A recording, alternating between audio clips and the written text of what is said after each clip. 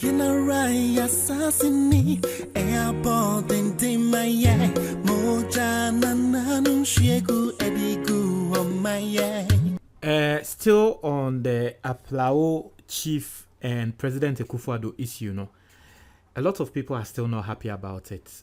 People are still sending audios. We are getting audios all over. Audios bebre and on social media.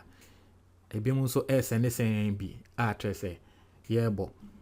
I'll make sure say the relevant ones was say yeboni nano yebona nkrofo enya better understanding. I still feel say a lot of people don't really understand the issues at hand. Some people are being misinformed. There is a video of I said it earlier and I'll say it again. There's a video of a year on Henibi ewo Oti region. And Grofo fi say yesa on Heneno and President Akufo-Addo responded to. So they are justifying what President Akufo-Addo said, but yesa on Heneno. Yesa on Heneno na President Akufo-Addo responded. So on Heneno de Akufo-Addo enkanasem. There is also a video of Ohenibi ewo Yilo Krobo. And also I saw say Ghana One TV or said they posted that video, and I mean they thought say say Beskat Nana Prempeso sa e posted that video no fi say sa ohene no e na Akufo-Addo kan ho asem da bi sa ohene na waka say wo mo befa e-blocks no emfi na saase so no ano ye ohene foforo a wo Yilo Krobo afla ho de no ono no joy FM 4 e na ekọ ne ho a woni omo kasae, and he spoke very politely. And so it was rather unfair, said President Akufo-Addo, this response no, Breno.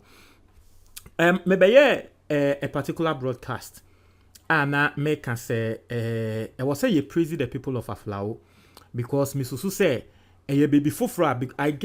I incited, or I actually cited, and incited, Mr. Remo. I cited examples bia yehu ye ewo my wemu, encrophobia, wamoye. Political heads womo kasa ya ekotwi nkrofobia yesusu say womo hene ene nyama how the people reacted, but Aplao for no hwa womo de womo taking it cool womo enye protest enye he. Some people are happy and they are praising the people of Aplao say indeed they are showing say they are very peaceful people, because enye obi an obepene say enye sa say ebimonso they are not happy. Some people are also not happy. Ekomo a nanka Aplao for sorry na wonkomo nye basabasa womomo monimbre na President Akufo-Addo hu ne say de waye wanye ne ye mesremo. I don't support that. A lot of people have actually sent me audio, mebo audios ni bia tremo, but let me say this. I personally don't support that. I am in favor of what the people of Aplao are doing right now. I don't know whether you might be angry with me or not, but that's my point. I stand with them. How they are choosing to handle this issue, that is their way of handling issues. I understand. Yenja nkrofo se ne obi apeso or handle or mo peace or mo mpese gidi basa yobesi mesremo enya ne saa omunja ne saa na asememfa na asemko. I know some people will not be happy, especially the audios amebe boy nkrofo wo muni anje nti yenkoti omo so it's just fair say ye the both sides ebebremo yenkoti nkrofo yin so there were more a kind. Hello, Melodies. Good morning. My patron Pomoye. My share audio be our diabetes price for no so. Me share no Facebook cry about so bought a flower for Obo Basso said on my idea because of my compound to Omoho. So far, Obianca Sentia and Akufo-Addo into my idea. Media my dream bono omonya ade baku say esan say we ase so wo ma ho kwan a ye de woni beye fam eye sa ne ma no na igbefo na ye enu ntina akamfo a ye wo Ghana ye soda yetimi kan kwase asem bi ade kire obo no Ghana kuro na ye wo ho no obi moja nya kokko ena obi de nyi tuntum yina ye moja bako constitution in my region be quite and on can region be shit yin da ye your mind bako nipa bako and to say the action for na say your mother there ye the year before me say ye me kurumu a and kasabre demonstration ka ya ne nsaba ya ka kire Akufo-Addo no ko dimre ka be pachaw se me kuromu a enka 3 days enka yim fira bonten ka bia ko ka bia ma on to say be ho se Akufo-Addo aba bonten be pachaw enunti enna Ghana fo nya ho kwan obia bie na no a na o kan kwase asema kire Igwefo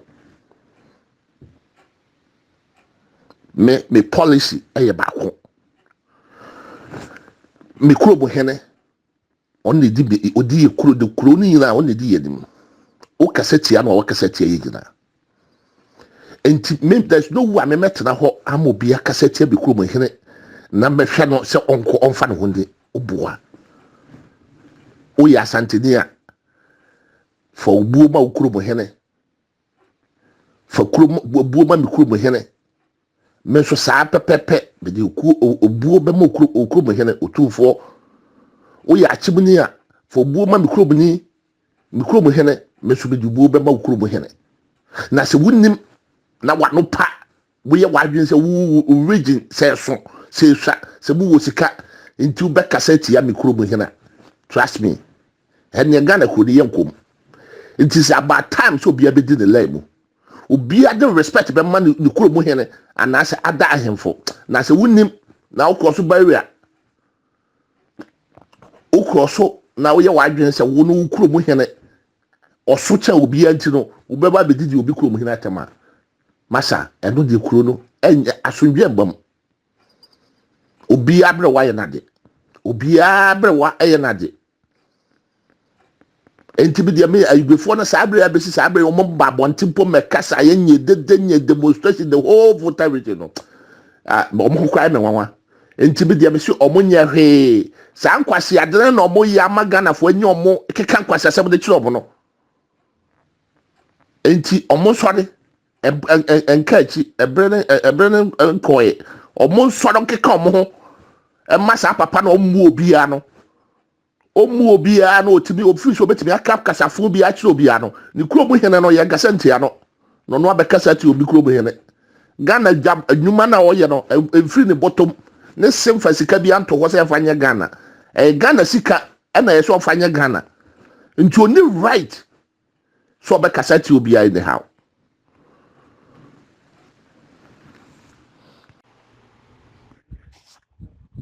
Oh, good evening, Melody. To say, we should afford to say, platforms so for be able to say, Melody. I am mintiwonka, I am mintimenka. We dey go for the from what's something that make be. Melody. Who say, your president, Obi Anka say, Obi Abodi, the other president also be most. He said, Obi after the Akufo-Addo. Nanado. Obi says, Obi Pokasibe, President Akufo-Addo da. Also, Obeka said, Mama, Etisano, every before the big someone feno, President of Mama da. Also, almost Mahama Street. He said, also, Atani Abba, Akufo-Addo, so I say, Akufo-Addo, your friend say, your friend Akufo-Addo, no president be more. He said, no president, your friend Akufo-Addo. Nana, the guy named Nana, the Asosabano. But he said, Obi Kasa. Mother, Oba Abuja, Omo 78 in your man. Maso American, apa, I don't mind being eyes about that for. I might be eyes color. Is the Akufo-Addo not drink eyes color or cast about the refi. Take 4 years old, take 4 years, or the refi of a casa. Or the refi so share take 4 more. The refi, the Akufo-Addo the say no, why I call that? That say, or Akoya or boy or Kokuni pay a most about me. The same thing for the customer, as almost if you had to make a cry. I was a sister of Mokeka said, I can't say on the refi. You are some of what catch up for you. Or Catasa was listening, James, or Yanaka cry, or Yanaka, yes, if you're not being. You see a president, Ghana Papino, or Yale, if you're not giving a cry. This is I didn't call the urgently, or customer refi, or customer knows listening. And I'm assuming I'm throwing here now. Can good or Casa de Oma Jumaye be a marketing, a Juma be a government, it just can be almost stop. No, Oma Casa just can't for the school, I know. every government asase na ɛwɔ hɔ de nyɔma ne nyinaa no government adwuma bi ɛhɔ bia no mɔmɔ ntua ɛne tax bi ɛba aban ne bi ɔhen no ɔmo ntua tax de ma afrawofo akasa na ɔmo fa siesie afrawo ɔhɔ no bo say yes saa service wɔ gyimi kakra ɛsɛ sɛ ɔhen no ɛso de gyina hɔ sɛ si ano yɛde gyi sika ɛne government ɔmo gyi market adwuma ọmọ jíjí sika wei gọba jíga ẹni bèbí ọmọ twa taasi bíà no ẹsẹ ọmọ twa ni nyinaa ma afrawo hin no na ọdún siesie afrawo kuro no ẹ má afrawo kuro n'afẹ na ọmọ twa Akufo Addo mọ na Akufo Addo de ọnyẹ hwee ọkọ kan na obi abegyina obi gya bèbí ẹgyegye so wayẹ bi ọyẹ sei ẹgye sẹ wuma yẹn ọbẹgyina ọbẹka sẹ wayẹ sei no wuma no ọhwẹ de ẹkọ so Ghana hwèmá mi rọ kasa ọpẹrẹtì no. De wa brochiro de ekoso nyina yehu e wa brochire de ekoso nyina yehu ke so o trase ne body purpose ne ma manfo hwe no o trafie ne body purpose ne ma manfo hwe no madwasi